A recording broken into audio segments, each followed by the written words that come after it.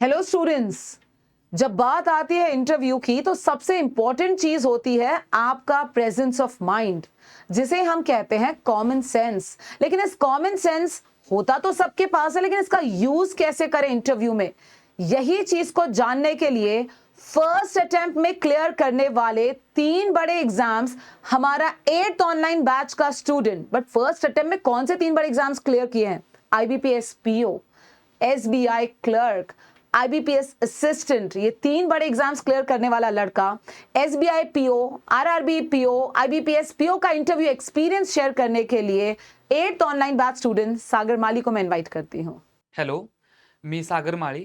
तर व्हिडिओच्या ह्या पार्टमध्ये आपण बघून घेऊया इंटरव्ह्यूची प्रिपरेशन कशी करायची आणि रादर दॅन फॉर्मल टिप्स, जसं की इंटरव्ह्यू HR वरती होतो, डिग्रीच्या नॉलेजवरती होतो, तसंच स्टॅटिक बँकिंगवरती होतो, तसंच ड्रेस कोड.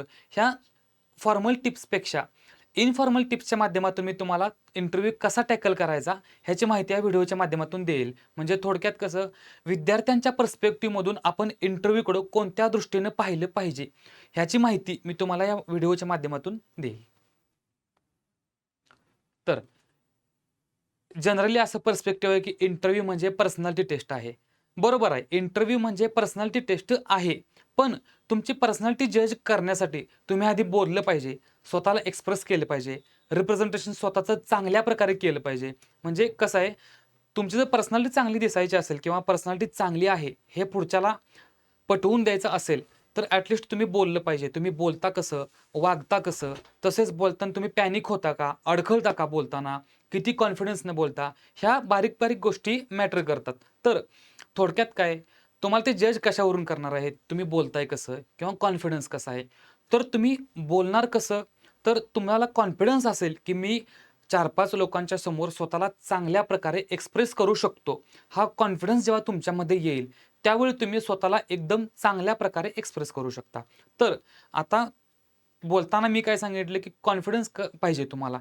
तर कॉन्फिडन्स कसा येईल, तर तुम्हाला जेव्हा एखाद्या विषयाचं नॉलेज असेल प्रॉपर, त्यावेळीच तुम्हाला कॉन्फिडन्स येईल. म्हणजे ह्या गोष्टी इंटरलिंक आहेत. तुमचं सेल्फ एक्सप्रेस करणं, कॉन्फिडन्स, ह्या गोष्टी आणि तुमची पर्सनॅलिटी हे नॉलेजवरती डिपेंड आहे. म्हणजे जनरली काय म्हणलं जातं की तुम्हाला नॉलेजची टेस्ट नसत्या, पण ती पर्सनॅलिटी टेस्ट असते इंटरव्ह्यू. पण ॲक्च्युअली जर तुम्हाला नॉलेजच नसेल, तर तुम्ही बोलणार काय इंटरव्ह्यूत? आणि जोपर्यंत तुम्ही बोलत नाही, तोपर्यंत पुढच्याची पर्सनॅलिटी कशी आहे, हा 4 चौघांमध्ये कसा बोलू शकतो, डील करू शकतो का हा समोरच्याशी प्रॉपर, हे जे फॅक्ट आहेत ते तुम्ही बोलल्यानंतरच चेक होऊ शकतात. त्यामुळे तुम्हाला थोडंसं नॉलेज असणं गरजेचं आहे आणि स्वतःला रिप्रेझेंट करण्याची स्किल चांगली पाहिजे तुमची. फक्त इंटरव्ह्यूसाठीच नाही, तर नॉर्मल आयुष्यात सुद्धा 4 लोकांपुढं बोलताना आपण स्वतःला रिप्रेझेंट कसं करतो, हे खूप महत्त्वाचं आहे. आपण स्वतःला कसं प्रेझेंट करतो, हे खूप मॅटर करतं. तर स्टेप बाय स्टेप मी तुम्हाला सांगेल थोडंसं, की कसा टॅकल करायचा इंटरव्ह्यू.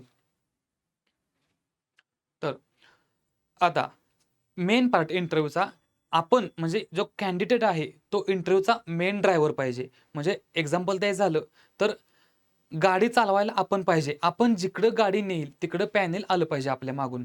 थोडक्यात कॅन्डिडेट हा मेन ड्रायव्हर पाहिजे इंटरव्ह्यूचा. तर कधी-कधी काय होतं, आणि सपोज इंट्रोडक्शन विचारू दे किंवा नाही विचारू दे. एक्झाम्पल सांगतो मी, तर कधी-कधी इंट्रोडक्शन विचारतात आणि कधी-कधी विचारत नाहीत. तर दोन्ही सिच्युएशनमध्ये तुम्हाला इंटरव्ह्यू आपल्याकडे खेचून आणायची ताकद पाहिजे. म्हणजे ताकद पाहिजे म्हणजे इन द सेन्स कसं, तुमचा कॉमन सेन्स, तुमचा प्रेझन्स ऑफ माइंड चालला पाहिजे, की मी काय वाचलंय आणि मला काय येतंय हे त्यांनी विचारलं पाहिजे. मग हे त्यांनी विचारासाठी आपण काय केलं पाहिजे? आपण बोलताना त्यांना हिंट दिली पाहिजे, जेणेकरून ते त्या मुद्द्यावर येतील. तर मी तुम्हाला हळू सांगत जाईल, त्या हे RRB POचा, IBPS POचा आणि SBI POच्या इंटरव्ह्यूच्या एक्झाम्पल्समधून मी तुम्हाला सांगेल. फर्स्ट ऑफ ऑल RRB POचा इंटरव्ह्यूचा एक्सपिरियन्स सांगतो मी. तर RRB POला काय झालं, माझा नंबर थोडासा लेट आला. एका पॅनलला 25 मुलं असतात. तर माझा नंबर 22वा की 23वा होता. अनफॉर्च्युनेटली किंवा अनफॉर्च्युनेटली म्हणू शकता किंवा दुर्दैवानं म्हणू शकता, माझं तिन्ही इंटरव्ह्यू शेवट झाले. सेम केस IPS PO इंटरव्ह्यू शेवटी झाला, SBI PO शेवटी झाला आणि शेवटी इंटरव्ह्यू झाल्यानंतर काय विषय होतो, ते इंट्रोडक्शन विचारत नाहीत. ते थकलेले असतात पूर्ण. तेच ऐकून ते बोर झालेले असतात. त्यामुळे तुम्हाला तुमचा बेस्ट देणं खूप गरजेचं असतं. ॲटलीस्ट त्यांच्या लक्षात राहिलं पाहिजे, की ह्या कॅन्डिडेटमध्ये काहीतरी वेगळी गोष्ट होती. म्हणजे पॉझिटिव्ह गोष्ट असं. तर RRBचा एक्सपिरियन्स सांगतो मी. त्याने स्टार्टिंगलाच म्हणजे इंट्रोडक्शन नाही, काही नाही. डायरेक्ट मला बस म्हणले इंटरव्ह्यू. येस सागर, जसं मी केलं की may I come in sir. Yes, बसा म्हणले डायरेक्ट. आणि पहिलाच क्वेश्चन, सागर तुला बँकिंग अवेअरनेसमधलं काय येतं ते सांग. पहिलाच क्वेश्चन. आणि मेन विषय काय होता, फर्स्ट अटेम्प्ट असल्यामुळे एकतर बाकीच्या एक्झाम्स, एकतर IPS PO मेन्समध्ये गुंतलेलो होतो मी. SBI POची प्री होती. त्यामुळे आरआरबीकडे इंटरव्ह्यूकडे दिलं लक्ष मी. पण स्टॅटिक बँकिंग माझ्याकडून राहिलं होतं करायचं. थोडं केलं फक्त. मी प्रामाणिकपणे सांगून टाकलं, सर म्हटलं मला डीपमध्ये बँकिंग अवेअरनेस येत नाहीये. पण वरचं ओघवतं मी वाचून घेतलंय म्हटलं. हे का बोललं मी प्रामाणिकपणे? कारण परत इंटरव्ह्यूवाले बँकिंग अवेअरनेसकडे जाणार नाहीत. का? तर त्यांना पहिलाच क्लिअर केलंय, की ह्याला बँकिंग अवेअरनेस एवढा येत नाही. मग ते बरोबर त्यांनी थोडंसं विचारलं, व्हाईट लेबल एटीएम म्हणजे काय असतं? कुठल्या बँकेत अकाउंट आहे वगैरे नॉमिनल गोष्टी विचारल्या. परत इंटरव्ह्यू आला माझा HR पार्टवरती. घरी कोण आहेत? आई-वडील काय करतात? शेती आहे का? मग म्हणजे सांगायचा उद्देश आरआरबीच्या इंटरव्ह्यूतनं काय होता, की बँकिंग अवेअरनेस मी केलं नव्हतं. त्यांना स्टार्टिंगलाच क्लिअर केलं मी, की सर मी बँकिंग अवेअरनेस केलंय. पण ते बँकिंग अवेअरनेस करताना मी डीपमध्ये केलं नाही सर. सरळ क्लिअर कट सांगून टाकलं. त्यामुळे काय झालं, ते खूप डीपमध्ये गेले नाही बँकिंग अवेअरनेसमध्ये. आता IBPS POचा इंटरव्ह्यू सांगतो मी काय झालं होतं. तर सेम केस माझ्याकडून थोडंसं म्हणजे बँकिंग अवेअरनेस केलं नव्हतं मी IBPS POच्या इंटरव्ह्यूला. तर आणि माझा इंटरव्ह्यू 21 का 22व्या नंबरला होता IPS POला 25च्या पॅनलपैकी. त्यांनी इंट्रोडक्शन विचारलं नाही, काहीही विचारलं नाही. डायरेक्ट विचारलं, की what is the difference between B.Tech agricultural and BSc agriculture. म्हणजे मी बी-टेक ॲग्री केलं त्यामुळे त्यांनी पहिलाच क्वेश्चन विचारला. उत्तर सांगून दिलं मी. परत ते आले बँकिंगकडं. मला माहिती होतं इंटरव्ह्यू आपला बँकिंग, स्टॅटिक आणि डिग्री नॉलेज तिन्हीवरती होणार आहे. पण विषय काय होता, मला माहिती होतं एवढं, की मी काय करून गेलो सरफेस ॲक्ट एक चांगला करून गेलो होतो. कॅपिटल मार्केट, मनी मार्केट ह्या कन्सेप्ट मी चांगल्या करून गेलो होतो. पण सगळं नव्हतं केलं बँकिंग मी. तर त्यांनी सहज एक क्वेश्चन विचारला. मी फक्त डायरेक्ट मधून सांगतो मी, की इंटरव्ह्यूच्या मध्यात काय झालं. तर एक पॅनल मेंबर होता. त्यांनी मला हॉर्टिकल्चरचा क्वेश्चन विचारायला सुरुवात केली. पहिला क्वेश्चन विचारला, मी सॉरी सर म्हटलं, येत नाही. दुसरा विचारला, सॉरी सर म्हटलं. त्यांनी तिसरा विचारला, सेम डोमेनवरचा BSc ॲग्रीचा. मी बी-टेक ॲग्रीचा असून सुद्धा त्यांनी BSc ॲग्रीचा क्वेश्चन विचारला. तेव्हा म्हटले मी, सॉरी सर म्हटले, ह्या डोमेनचं मला नॉलेज नाहीये. आता वाटलं की हा पाठ सोडेल इंटरव्ह्यूवाला. पण त्यांनी चौथा क्वेश्चन विचारला. परत BSc ॲग्रीचाच क्वेश्चन विचारला. आता म्हटलं कदाचित आपला इंटरव्ह्यू फ्लॉप व्हायला सुरुवात झाली आहे. मी चौथ्यांदा पण म्हटलं, "सॉरी सर, मला येत नाही या विषयाचं." त्यांनी परत मला दुसरीकडे पास केला. दुसरीकडे पास केल्यावर त्यांनी विचारलं, "तुझं कोणत्या बँकेत अकाउंट आहे?" सेम मी थोडंसं पॉज घेतला, शांत झालो. 4 क्वेश्चन आले नाही, पण ठीक आहे. मी पॅनिक झालो नव्हतो. अजिबात पॅनिक झालो नव्हतो. काहीच म्हणजे माझ्या चेहऱ्यावरती काही लवलेश नव्हता, की या मुलाला स्ट्रेस आलाय. माइंडमध्ये स्ट्रेस आला होता, की आपल्याला 4 क्वेश्चन जमले नाहीत. इंटरव्ह्यूची गाडी पटरीवरून घसरायला लागली हळू पण तरीही मात्र मी घाबरलोय असं 1% सुद्धा चेहऱ्यावरती दाखवलं नव्हतं. तर त्याने परत विचारलं, "तुझं कुठल्या बँकेत अकाउंट आहे?" झालं. मला माहिती होतं आपण आता सरफेसवर यांना ओढू शकतोय. तर मी म्हटलं, "सर बँक ऑफ इंडियात अकाउंट आहे." त्यांनी सरळ विचारलं, "बँकेची कामं सांग." सांगितली कामं आणि शेवटी सांगितले मी, की "सर लोन पण देते बँक." तर त्यांनी विचारलं, "लोनचे प्रकार सांग. कसं असतं लोनचा मॅटर काय असतो नेमका?" तर ते उत्तर देताना मला माहिती होतं, की मला त्यांना सरफेसकडे ओढून आणायचं आहे. कारण तो मला एकदम चांगल्या प्रकारे सांगता येतो. तर मी बरोबर सांगितलं, लोन कधी-कधी डिफॉल्ट पण होतं ते एक सांगून दिले मी जाता-जाता. तर म्हटले, "मग सांग NPA म्हणजे काय?" झालं. बॉल बरोबर माझ्या कोर्टमध्ये होता. NPA म्हणजे काय? कारण तिथूनच सुरुवात होते सरफेसीची. मग त्यात सरफेसचा विषय काढला. ते म्हणले लाँग फॉर्म सांग सरफेसीचा आणि सरफेसी एक्सप्लेन करून सांग. तर सरफेसी मी गौरव गर्ग सरांचं स्टॅटिक बँकिंग अवेअरनेस केलं होतं. सरफेसी खूप चांगल्या प्रकारे समजून सांगितलं आणि तो त्यांना इतक्या प्रकारे म्हणजे त्यांना इतका पटला तो. त्याने कॉम्प्लिमेंट दिली मला, की व्हेरी गुड. त्यामुळे काय झालं, जे मला 4-5 क्वेशन आले नव्हते आधीचे किंवा काही क्वेशनची उत्तर मी प्रॉपर देऊ शकलो नाही, त्याचा निगेटिव्ह इफेक्ट सगळा मॅनेज झाला. सांगायचं एक्झाम्पल काय, म्हणजे 10-12 क्वेशनपैकी तुम्ही 7-8 क्वेशनची आन्सर दिली नाहीत, तरी काही फरक पडत नाही. पण जर 2 क्वेशनची आन्सर तुम्ही एकदम प्रॉपर दिली, टू द पॉइंट आणि जर ते इम्प्रेस झाले, तर ते जे निगेटिव्ह इम्प्रेशन पडलंय तुमचं मागच्या 7-8 क्वेशनचे जे जे तुम्ही उत्तरं दिले नाहीत, ते पूर्णपणे इम्प्रेशन निगेटिव्ह व्हॅनिश होऊन जातं. एक पॉझिटिव्ह इम्प्रेशन तुमचं पडून जातं. एक साध्या सोप्या भाषेत मी एक्झाम्पल देतो. क्रिकेट खेळताना सपोज डेल स्टेन आहे समोर, सलग बाउन्सर मारतोय तो. ओव्हरमध्ये 6 बॉल असतात. त्यापैकी ठीक आहे 4 बॉल बाउन्सर येतील. तुम्ही एकही रन करू शकणार नाही. पण 2 बॉल असे फिक्स येतील. एकतर फुल टॉस येईल किंवा तो काही ना काही चूक करेल आणि बॉल तुमच्या आर्कमध्ये येईल आणि तोच आर्कमध्ये आलेला बॉल आणि आणि फुल टॉस हे तुम्हाला स्टेडियमच्या बाहेर घालवायचं आहे. बरोबर 12 रन येतात.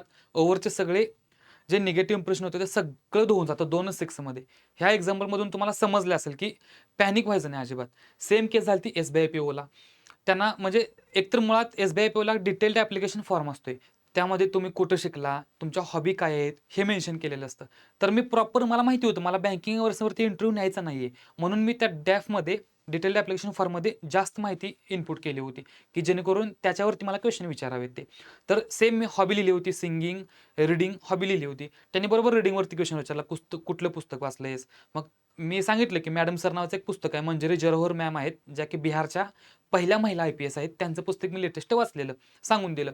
तर त्याने सांगितलं, की मग त्या पुस्तकात काय वाचलंस? थोडी समरी सांग आम्हाला 1-2 मिनिटामध्ये. सांगितलं. परत सिंगिंगवरती आले. त्या म्हणले, "कोणता सिंगर तुला आवडतो?" तर बऱ्यापैकी मी म्हणजे एक 4 ते 5 मिनिटं मी माझ्या हॉबीवरती इंटरव्ह्यू नेल केला होता. परत ते सागरमाला प्रोजेक्ट आहे त्याच्यावरती आले. थोडंफार वाचून गेलो होतो. तर ओव्हरऑल इंटरव्ह्यू म्हणजे कसं मी त्यांनी असं नाही की मला कुठले क्वेश्चन आन्सर सगळेच आले. नाही. निम्मे क्वेश्चन आलते मला इंटरव्ह्यूतले, पण मी पॅनिक नव्हतो झालो. एकदम हसत-खेळत नॉर्मली सांगून टाकलं. आता एक एक्झाम्पल देतो, पॅनिक झालतो कधी? त्यांनी विचारलं की "सागर, राष्ट्रपतींचं राज्य कोणतं?" मला ऐन टायमाला आठवलं नाही की द्रौपदी मुर्मू यांचं राज्य कोणतं आहे? सर म्हटलं, "मला आठवत नाहीये. मी वाचलं होतं, पण मला आठवत नाही." चल म्हटलं, "गेस कर तू." मी पहिल्यांदा म्हटलं, उत्तर प्रदेश." नाही म्हटले, "सागर चुकलंय." शांत बसलो मी. स्माईल होती चेहऱ्यावर. पॅनिक झालोय असं अजिबात दाखवलं नव्हतं. परत म्हणले, "सागर परत गेस कर." मी परत म्हटलं, "बिहार." नाही म्हणले, "सागर चुकले." सर म्हटलं म्हणजे इंग्लिशमध्ये एस-बी-आय पीओचं इंटरव्ह्यू पूर्ण इंग्लिशमध्ये सुरू होतं कन्व्हर्सेशन हे. सर म्हटलं, "मला डिस्ट्रिक्ट आठवतंय, खरं त्यांचं स्टेट आठवत नाही." "ओके, ठीक आहे," म्हटली, "काही हरकत नाही."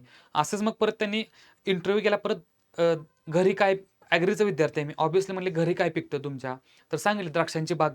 आणि हा तर सरळ-सरळ माझ्या पट्ट्यातला इंटरव्ह्यू होता. का? कारण तर जे मला येत नाही तिकडे इंटरव्ह्यू नेला नाही मी. जे मला येते त्याची हिंट देत गेलो मी आणि जे येत नाही ते डायरेक्ट म्हटलं, "सर सॉरी मला आयडिया नाहीये." त्याने कमर्शियल पेपर समथिंग काहीतरी कन्सेप्ट विचारले होते इंटरव्ह्यूला एस-बी-आयच्या. "सॉरी सर," म्हटलं, "मला आयडिया नाहीये, त्यामुळे मी सांगू शकत नाही याच्यावरती." असं. "ठीक आहे," म्हणले. पण सांगायचा उद्देश काय? तुम्ही पॅनिक होऊ नका. 10 क्वेशनपैकी सपोज 15 क्वेशन विचारले, तुम्हाला 11 जरी आले नाही, तरी काही हरकत नाही. 2 ते 3 क्वेशनची अशी आन्सर द्यायची, की बाकी सगळा निगेटिव्ह इफेक्ट तो व्हॅनिश झाला पाहिजे. तेच एक्झाम्पल दिले. अँक्झायटी. बऱ्याच लोकांना धडधड वाढते, धक होते, घाम येतो काही-काही लोकांना घाबरून, की आता कसं होईल? काय होईल? मला किती क्वेश्चन विचारतील? तर घाबरायचं नाही. जर तुम्ही एम-एस धोनीचं एक पुस्तक वाचलं असेल किंवा त्याला ज्यावेळी तो डेथ ओव्हरमध्ये खेळतो, त्यावेळी तुम्ही बघितलं असेल, भीतीचा लवलेश त्या माणसाच्या चेहऱ्यावरती नसतो, अजिबात नसतो.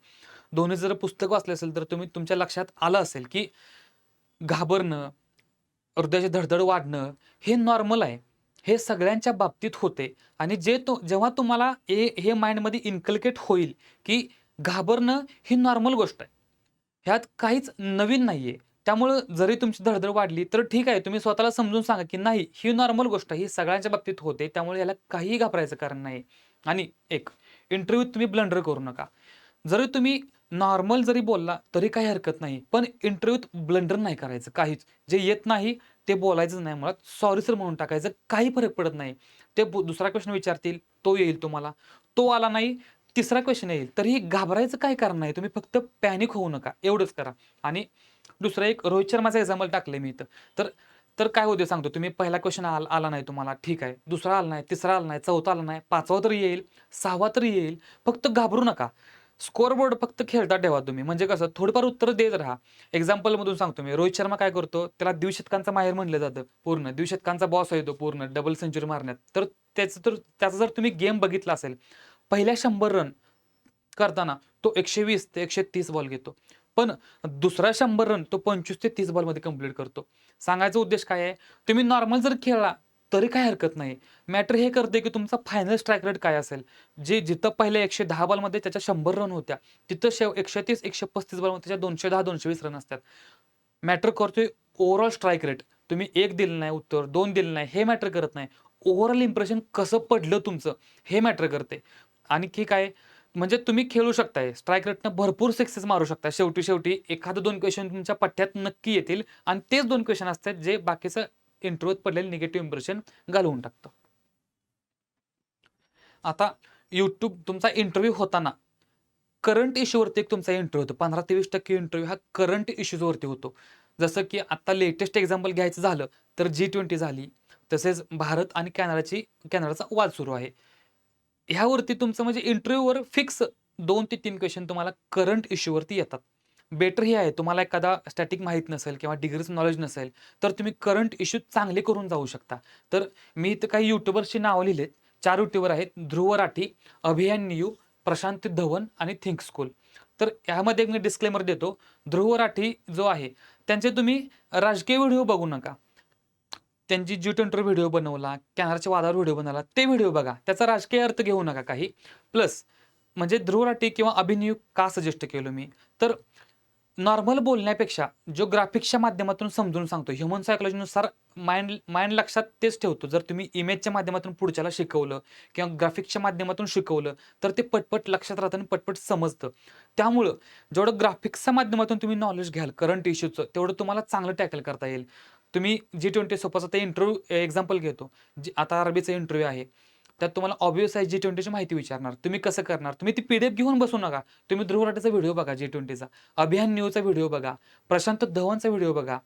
थिंक स्कूलचा व्हिडिओ बघा आणि ह्यांचं पर्स्पेक्टिव्ह माइंडमध्ये इन्कल्केट करण्याचा प्रयत्न करा, की ह्यांनी G20 कोणकोणत्या अँगलनं कव्हर केली आहे आणि ह्यांचा पर्स्पेक्टिव्ह तुम्ही इन्कल्केट करण्याचा प्रयत्न करा. RRBच नाही, SBI PO असू दे, IBPS PO असू दे, फक्त यांचा व्ह्यू पॉइंट इन्कल्केट करण्याचा प्रयत्न करा. आणि SBI POच्या GDला तर ह्या 4 चॅनल्सचा मला खूप फायदा झाला होता.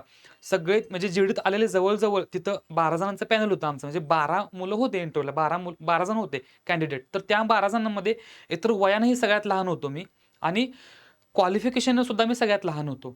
त्यांचं नॉलेज बघता, कारण ती महाराष्ट्राचे नव्हते. बऱ्यापैकी जयपूर, पश्चिम बंगाल इकडून ते आलेले मुंबई मेट्रोला तसेच होतं. नॉर्थ साईडचे किंवा बाहेरचे मुलं येतात मुंबई मेट्रोला. तर त्यांच्या बोलण्यातून असं जाणवलं, की ते सुद्धा रेफर करतात ह्यांना. म्हणजे त्यांचा पर्स्पेक्टिव्ह बनवण्यासाठी ते YouTubeचा सहारा घेतात.